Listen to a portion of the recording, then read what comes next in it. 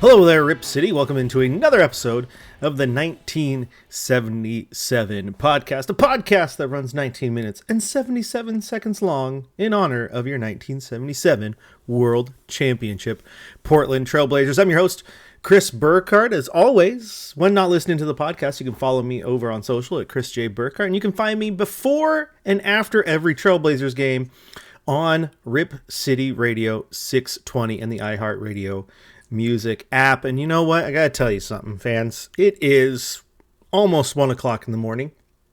I just got home from Moda Center, and I had to fire this up and start a record here because what's going on?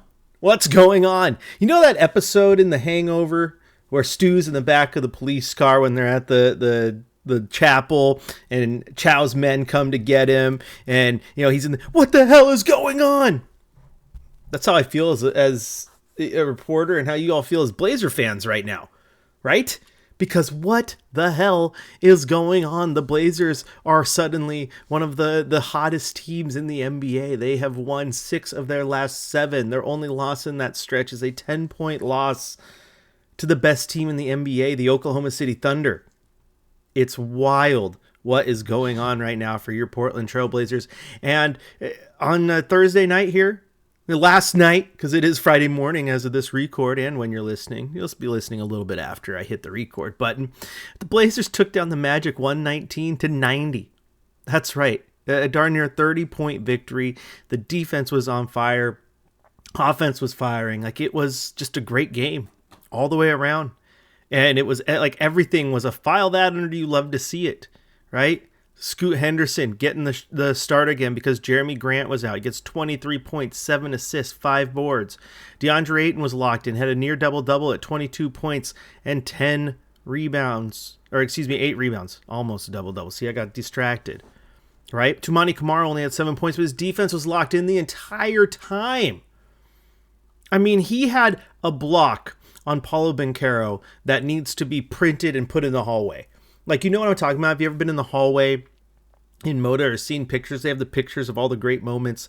They have Dame's bad shot. They have the .9 shot, right? All there in black and white. They need to put the block in Banchero because Banchero was about to detonate. He was going to go nuclear on that dunk. It was one of those dunks that was going to, the Magic were going to fire up after that, and they were going to make a run. And here he comes, and Toumani Camara says, no, not on my watch.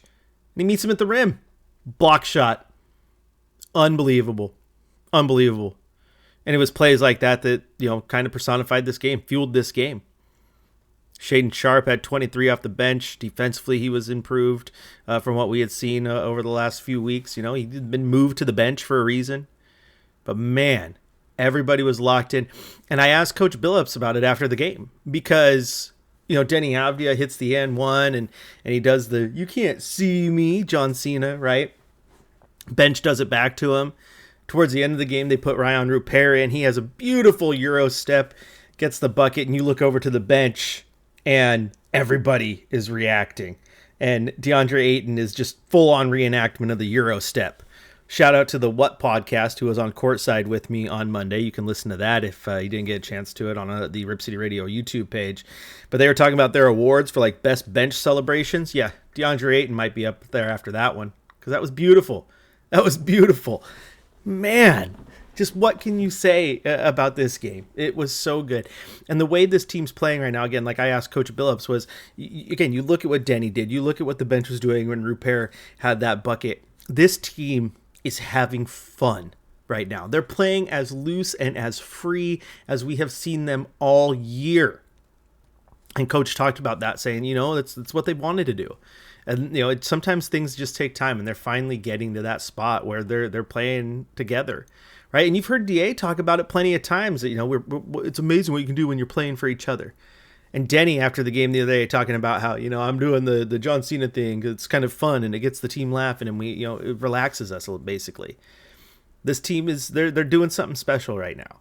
And no, I'm not getting out over the skis. I am not sipping to the Kool-Aid to the point that, okay, looking at the Tankathon standings, okay, they could realistically get into the play-in, and they could make some noise. I'm not there. I don't think anyone is. But I'm living in the moment. And I'll tell you, the moment's pretty fun, right? I have told you listeners that forever, I've said it all this year, I am not team tank. I never have been. I've always been team, I want to see what you can do. Put your best foot forward, right? And right now they're doing that. And so the win doesn't matter to me.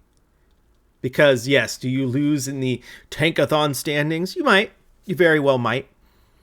You might not get the first overall pick. Now you might not catch the vaunted Washington Wizards, who now sit at 6-41. Portland at 19-29. You know, Portland is not a play-in team, but realistically, Portland is closer to Sacramento, who's in the 10 spot, than they are Utah, who's dead last in the West. So think about that one for a second. We've argued forever this team is too good to tank and too bad to you know to not make the playoffs and be good. But man, this stretch they're on right now has just been fun. It's been fun, and that's what we've asked for all year long, right? I've said it on every single episode of Game Day. Like, if you lose games, it's okay as long as you play the right way. And I think fans will accept that. And right now, they're playing the right way. It's led to a couple wins, and that's good. Okay? And people can easily get mad at the tank, right?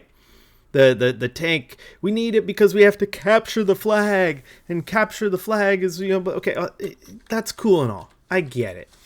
But let's just be frank for a second. And that is that NBA drafts are a crapshoot, okay? And we do not have to buy in to this media hype that a draft is only a one-player draft. And they do it every year. Oh, this is the Wemby draft. This is the Cooper Flag draft. This is the Paulo draft, right? You go into every draft, you have consensus number one overall picks. It happens. Okay, but there's also a lot of talent outside of those top 10 spots. Well, absolutely there is. And so you need to understand that, you know what, if Portland doesn't get the number one overall pick, doesn't mean it's all over. Doesn't mean they can't be good because they didn't get Cooper Flag. No, my friends. They can still be pretty darn good. Because there's people in the draft, you know that, right? Like there's good players everywhere you look. Doesn't really matter whether you're drafting first or second or ninth. There is a chance to go find someone amazing. There is a chance to go find someone amazing. Okay, case in point. Just go back to 2022, right? Paulo Banchero was number one, and he was widely regarded as the consensus, right? You had Chet coming in, but there was questions, and you know some people were on the pick, but it was a Paulo draft. Paulo goes number one. He's been great. He's been great. You look at the rest of that draft, though. Chet went 2. He's been pretty good. Keegan Murray went 4th. He's been pretty good. Ben Mathurin 6. Shaden Sharp's turned into coming around. Dyson Daniels at 8. Yeah, he's been good. Jeremy Sohan at 9. Yeah, he's been really good. Oh, Jalen Williams, who is going to the All-Star game this year. Yeah, he was selected 12th. Mark Williams has had some pretty good games as of late for Charlotte. He was 15th. Okay, the point is, it's not even in a draft when they tell you it's a one-player draft. It's not a one-player draft. There's guys to be had. So I wouldn't be completely upset unless you think that Cooper Flag is the only thing that can save this team. But I don't think that's the case, my friends. Okay? Go back to 2012 for a sec. Anthony Davis. Coming out of Kentucky, he was a freshman. He was the guy. It was Anthony Davis and then everybody else. Yeah, Bradley Beal was pretty good coming out of Florida. He went number 3 overall.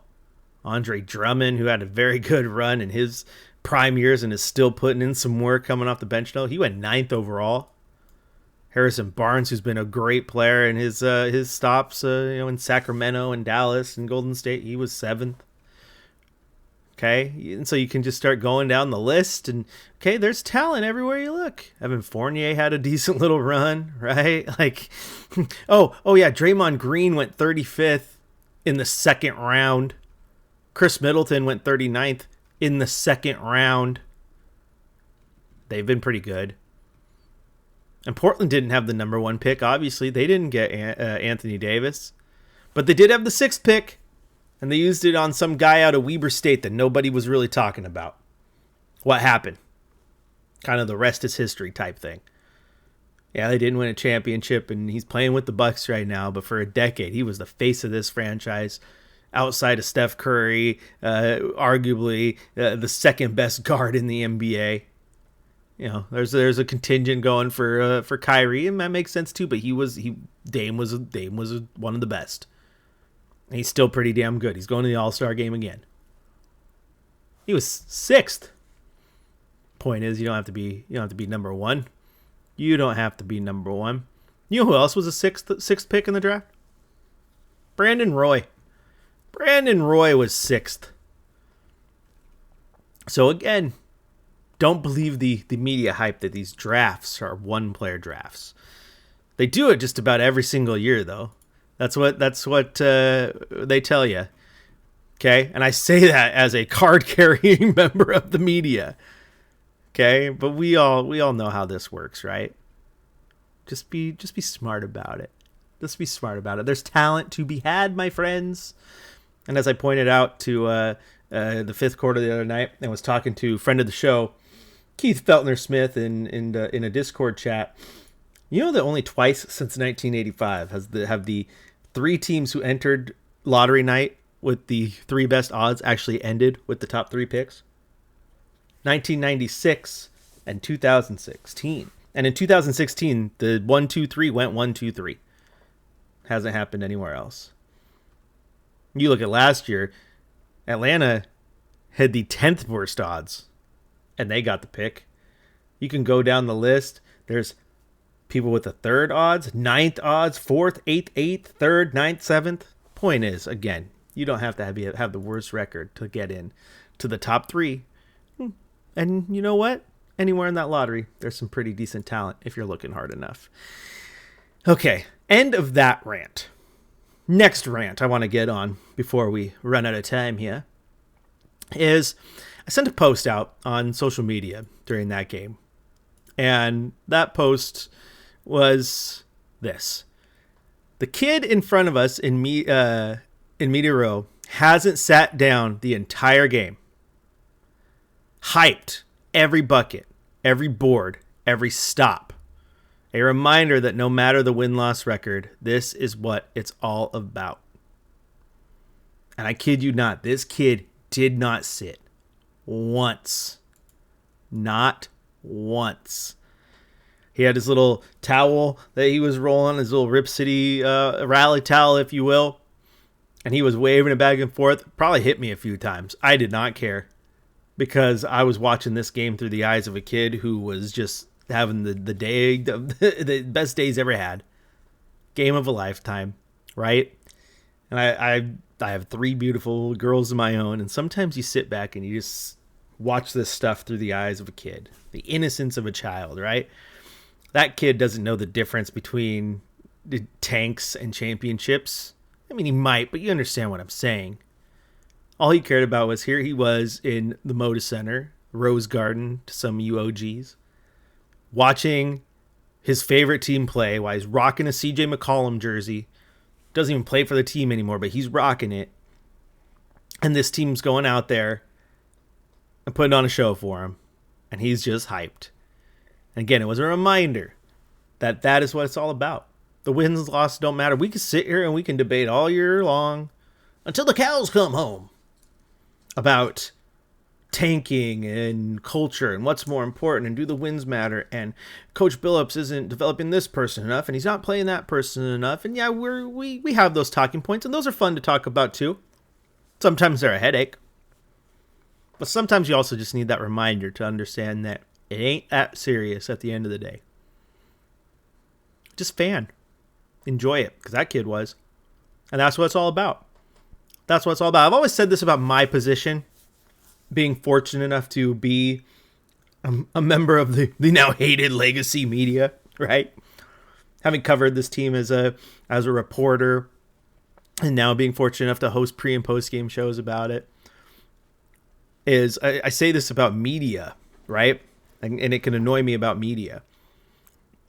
And sometimes it can annoy me about a fan, because you get so caught up in the outcome, or are you going to tank, or what's best, or what's this? Or as a member of media, just so caught up in, you got to be journalistic integrity, that you forget what brought you to the basketball court in the first place. What brought you to your very first game in the Rose Garden? What brought you to your very first game in Veteran Memorial's Coliseum, right? It's because you were a fan. Never forget what that feels like, man.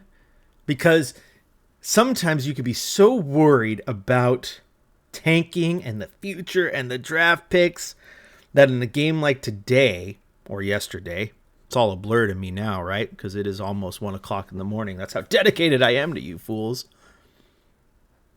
But a game like today reminds you, just what it's all about. So when that kid was sitting there just going ham in front of Media Row, again, he didn't care. And if somehow the Magic came back in the last 60 seconds and came back from a 29-point deficit and the Blazers lost, he would have probably still went home happy. He was there with his family, just enjoying it. So again, never forget that feeling of just pure fandom at heart. And if the tank doesn't go your way, just remember, man, doesn't really matter at the end of the day. Doesn't really matter. I gave the third bench a shout out on the radio the other day. It's like, I love the third bench. A group of fans who, most of them I know listen to this, but they got together and it was their love of the Blazers just brought them together. And they sit at the games together and they just find ways to enjoy it, man. Find ways to enjoy it. And right now, winning 6 out of 7 games, playing the best stretch in a very long time, just enjoy it. Just enjoy it. And by the time you listen to this podcast, it might be Saturday morning and Phoenix is coming to town and it might come to a screeching halt in Moda. It might come to a screeching halt. And then you're right back on the fail for flag or capture the flag, whatever you want to call it. But man, the last 7 have been fun, haven't they? Haven't they? And for everyone who sits there and wants to tank so bad, every time Shaden Sharp hits a 3 or Toumani gets a block or there's a massive dunk, I see no one sitting down in Moda Center. Meaning at the end of the day, good basketball and wins, you know what? They're kind of fun. And so I want to say thank you to that kid for waving his towel and hitting us in Media Row and enjoying the hell out of that game. Because it was one of those little reminders, man. Wins, losses, tanks, to not tank, playoffs, whatever. Man, fandom at the end of the day can be unwavering. And shout out to my buddy Keith, who texted me after I sent that. He's like, dude, that tweet, it kind of reminds me. That's why I get crazy. Even, even in my elevated age, I still get crazy. And I still enjoy every second of being a Blazer fan. It's pretty awesome, man. It's pretty awesome when you actually sit back and think about it. So next time you're at Moda Center and you see a little kid going crazy, look at the game through their eyes for a sec. Because, man, sometimes it's a good reminder just how cool it is to be a member of Rip City. All right, that's going to do it for this episode. You guys have been wonderful. But before I go, I want to remind everyone, I say it every time, you can find me 2 hours before every single game and after every single game over there on Rip City Radio 620. Download the iHeartRadio music app. You can have me at your fingertips. Whoa, that was weird. I should have thought of that promo before I said it out loud. Just joking. I'm having fun, guys. But also go to youtube.com, type in Rip City Radio, and go listen to some of our guest spots we've had on Courtside. Shout out to Tara and Rose, who joined me on Monday from the What Podcast on Courtside Monday. It was a great episode. We had lots of fun. Go listen to it. Have some fun. Rip City. I got to get out of here, though. I'll talk to you on the next one.